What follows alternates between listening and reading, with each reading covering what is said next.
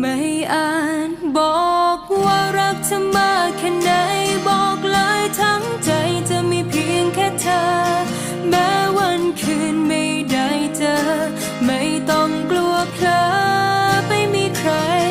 แค่มีเธอเป็นเพียงปลายฝันและเธอเท่านั้นคือพลังหัวใจแม้เส้นทางจะ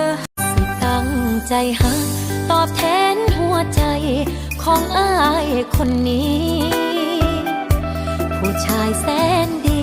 ที่หนึ่งในใจยกให้อ้ายเลยบอกเคยออกนอกเส้นใจ